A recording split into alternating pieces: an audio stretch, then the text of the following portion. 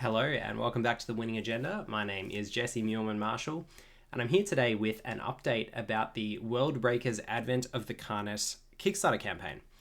Very excitingly, the campaign has been funded. As you can see here on the Kickstarter page, there are currently, as of the filming of this video, 47 hours to go in the Kickstarter campaign. And I just wanted to give everyone a little bit of an update about how it's going. As you can see up the top there, I've pledged for the deluxe edition, which is we'll come to in a moment. And I'm just really excited to be supporting this project. So I wanted to talk through a couple of things about the project. Firstly, how you can get involved in the Kickstarter in the first edition if you do want to get a copy of the game. Secondly, the other details of it, when it'll be delivered, what the different options are in the Kickstarter. And thirdly, I guess the reasons why I'm really excited about it, in particular, the development approach that the creator, Ellie Amir, who we had on for a previous interview on the channel, has taken to developing this and making it into not just an exciting product and game that looks really good, but also a really excellent game to play. And I think that's one of the things, as you all know, as viewers of this channel, one of the things that we are really excited about is games that are tight, well balanced, fun to play, and can have that sort of competitive aspect to them. And even if it's not tournament play, even if it's just play at your kitchen table or play with your family and friends, the idea that a game is well balanced and fun for everyone involved is something that we really value and can be really important. So I want to talk about some of the ways that Ellie, the creator, who I've spoken to behind the scenes throughout the campaign, has been continuing to update and balance the cards in the game to try and make sure that it is as well balanced as possible and that every card plays an interesting role. So firstly, I guess the nature of Worldbreakers, for those of you who watched our previous video and my interview with Ellie, the creator, would have seen that this is not a collectible game. It's more in the nature of a board game. So if you buy it, you get all the cards that you need to play. So I'll just kind of give you kind of an example here. So you can see the game is set, as we discussed previously, in alternate 13th century Asia, particularly Mongolia, but stretching across Asia. And it draws on a range of really amazing research that Ellie has done into the history of this region and into the history of this particular period in time. And as we discussed previously in that other video, a lot of the mechanics that Ellie has developed draw on games like Android Netrunner, some elements from Magic the Gathering, and some elements from perhaps things you might be used to in Euro games. So you can see at the top here, this example of Mesmerizing Maze being a location is one of the ways that you can gain power, which is the Worldbreakers equivalent of victory points.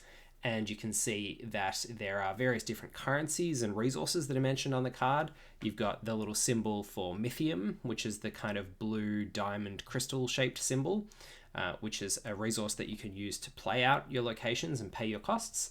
And then you've got influence as well. I think it's called influence, but your faction tie. So the various different factions in the game. You can see the 4 of them here at the top of this particular screen.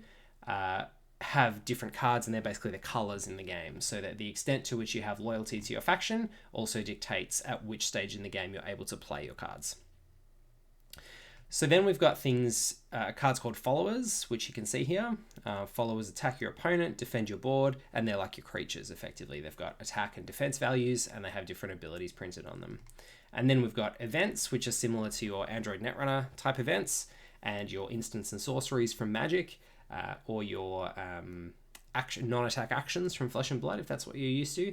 These are things that will improve your turn on a one-off basis and then go to your graveyard or your discard pile. And as you can see, these locations kind of draw from a couple of different ideas. They're kind of like a blend of agendas in Android Netrunner, sagas in Magic the Gathering, and yeah, there's not really an analogy I can think of from Flesh and Blood, but they're permanents that stay on the board that are gaining you a resource over time the more you put into them. And interestingly, they can also be attacked by your opponent as well. So kind of like a blend between a saga and a planeswalker, I suppose, from Magic, but also with that agenda sort of aspect to them from Netrunner, a little bit like the public agendas. So you can see here that I think the setting's fantastic. Firstly, I think the setting's great. I think the way that Ellie has brought together different elements from various different games is going to be really exciting. I can't wait to get my hands on the game and have a playthrough. I'm really excited to be supporting the campaign and picking up a copy of it. But I just want to quickly run through the different pledge levels that you can select from. So the $30 pledge gets you a copy of the game, and it's got all the cards in it. So this is everything you need to play. It's got the game board. It's got, I think it's a bit more detail here actually. Yep. So you get the game box, you get the rule book, the turn tracker and turn counter, which picks up on that really interesting mechanic that Ellie's designed and included in the game, which is that the starting player alternates and flips around each turn. And much like in Twilight Struggle, actually, one player will go last, and then they'll also get to go first again. And then the same thing will happen in reverse at the end of the following turn cycle. You can see that there are also a few Kickstarter exclusive or first edition exclusive items, and first edition is the Kickstarter edition. So there are these ancient language alt art promos, which are really, really cool. I mean, as you can see there, they're 3 cards that are actually printed in these ancient languages that are relevant to the region, which is really, really awesome. And then you've got these oversized Worldbreakers cards as well. And the Worldbreakers are like your identities, avatars, characters, those sorts of things from other games. Then you can see within the game box, alongside those sort of core components and the awesome Kickstarter exclusive promos, you've got 2 sets of Worldbreakers and their signature cards. So if you're playing with another person, you can actually play the same Worldbreaker because you've got 2 sets of them. You've got 8 guild standing tracking cards, all the counters that you need, including those Mythium counters and all the other resources and the power counters to track your victory points. And then you've got all the different guild cards that can go into building your decks, as well as these interesting solo campaign cards, which I think are still being developed at the moment. And the delivery estimate at this stage, I think, is March next year. So it's about 12 months from now. And from what I've seen from Ellie and from talking to Ellie as well, and I'll come to some of those other updates in a moment, Ellie has just continued to communicate really well about all the updates. So updates are constantly being rolled out to all these cards to balance. And I think these solo campaign cards will receive some more updates as well, because the estimate is I think they're about 70% complete at the moment in terms of development. So if you want to scale up, if you're really interested in the game, and this is the package that I picked up, you get everything in that base pledge, so the base copy of the game and everything you need to play, plus you get a cool set of add-ons. So you get a couple of playmats, and the artwork in this game is just beautiful, and I think these playmats showcase that really, really well. So we've got some interesting artwork there, and then there are a couple more artworks down the bottom, some more playmats that I'll come to in a minute. You also get this cool deck box, which is again exclusive to the Kickstarter, and you get a draft doubler, which allows you to play 4-player draft with this game. And I think this is one of the things that I'm really excited about for Worldbreakers as well, is to give it that sort of replayability and longevity.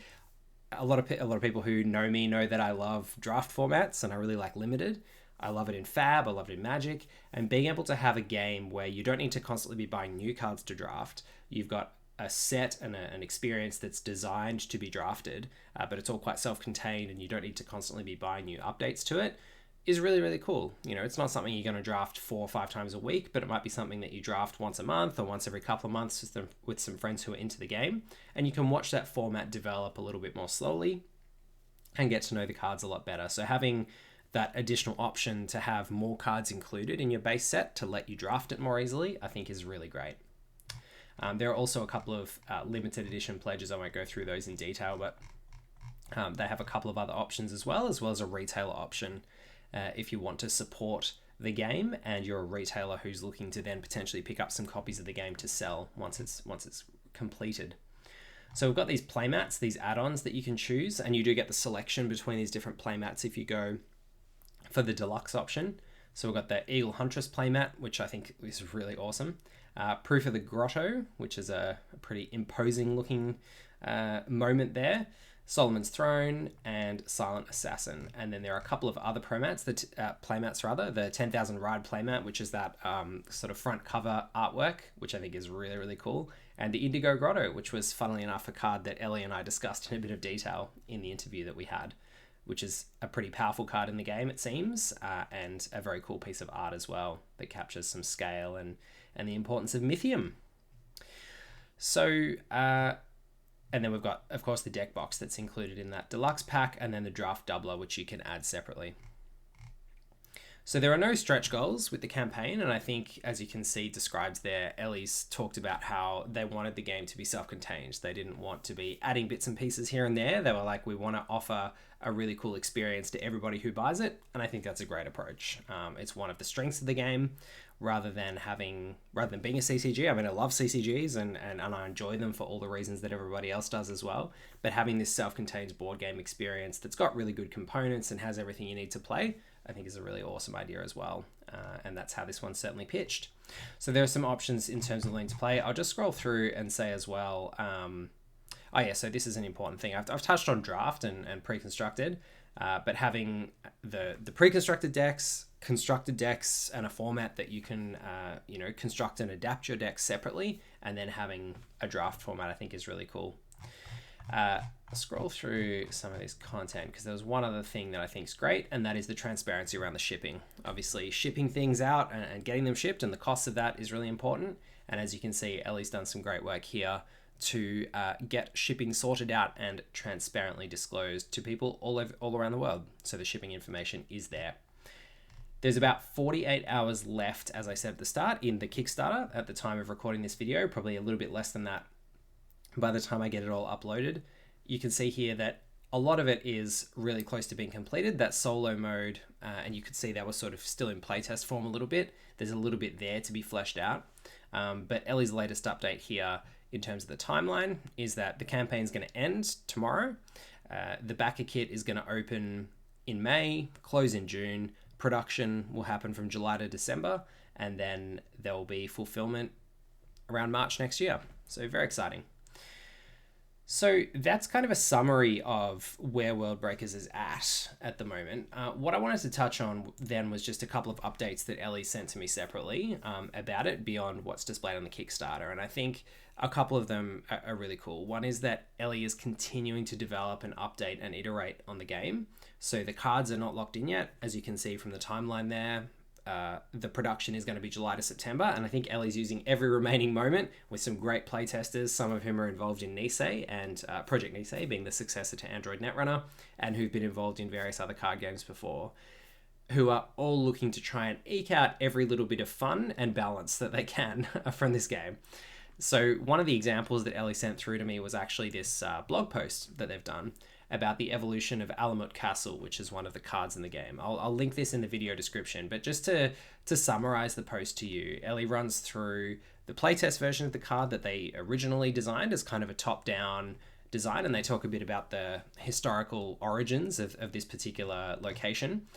Then they talk about how they sort of changed it as the game developed and the game design developed. Then you've got, of course, the first version once you had the graphic design on board. Then the artwork gets slotted in. But the bit that I found really most compelling here was when they talk about how it got changed when they felt like it wasn't being played enough. And I think this is really indicative of the approach that Ellie's taken to this game, and one of the things that will make it a really fun game for you to have, on your shelf at home and to play for years to come. And that is that every card, you can feel from reading this blog post, means something to Ellie. They have a strong connection to them all. It's like all their children, and they want to make each one stand out and shine in its own way. And so they note here that there was this concerning trend in playtesting. Ellie themselves and other people weren't including the Alamut Castle, which was supposed to be this iconic card for this particular hero or Worldbreaker, Ruknadin Kershaw. It wasn't being included in those decks. So if you've got this kind of signature card that's supposed to be really cool and really important and iconic for them, and you're not even choosing to include it in your decks, then there's probably something that needs to be tweaked. And so they've really talked about how they thought through the reasons why there were other cards that were fulfilling similar roles. This one was maybe a bit too expensive. It didn't really help with the game plan and the way the faction played. So what they did was buff the card and also slightly change it to make sure that not only were you, after it was buffed, it still wasn't being played enough because it wasn't actually working with the way the faction wanted to play. So then they added in, and you can read through the detail of the article, but they added this new ability. Whenever you attack, you get to ready your Worldbreaker, so basically untap your hero card or your avatar and develop this. So noting that the particular faction, the Void faction that this comes from, wants to be meticulously developing a board and attacking meticulously, giving a reward when you have one follower that attacks alone, and there are lots of their sort of event cards that will allow them to have a single powerful attack, and making this card, being an iconic card within the faction, synergize better with those event attacks and with one follower attacking alone, rather than requiring a completely different game plan, which the original versions did, meant that this synergized better with the rest of the card pool in the Void faction. So I just think that's a really great tale and a really great indication of the approach that Ellie's taken to the game, which is to try and make every card shine, try and make the synergies and the factions play in a really natural way, a way that's fun and intuitive, and also to try and make sure that things remain balanced. So we're currently up to version 0.9, as you can see there in the little italics under the picture. And version 0.9 obviously is indicating that we're getting close to the first edition that's going to be released, but not quite there yet. So there's still a little bit of, if you're interested in playtesting, there's TTS versions, there's print and play versions, you can get involved on the Discord. But I guess if you're just someone who wants to pick up this game, I think what this story tells us is that Ellie is someone who's taking card balance and the fun of the entire card pool and the experience of playing the game really seriously, and is designing what I think is going to be a great experience. So I can't wait to get my hands on it. I hope you've enjoyed this little dive into the Worldbreakers Kickstarter. And if you are interested in supporting, of course, we'll have a link in the video description as well. So yes, thanks for watching. I will be back with some more Flesh and Blood content very soon. I've been taking a little bit of a break after ProQuest season. It was all very hectic, and I've taken a couple of weeks off just to refresh and rejuvenate. I'll be diving straight back into testing over the next couple of weeks, and hopefully we'll have some videos to share with you. Of course, everybody's on tenterhooks from a competitive perspective, waiting for the update to the banned and restricted list, which we're expecting in about a week from the time of this video. And once we have that, I think we'll have a clearer idea of where the metagame is landing. So thanks for watching. Hope you enjoyed the video, and I will see you all very soon. Cheers.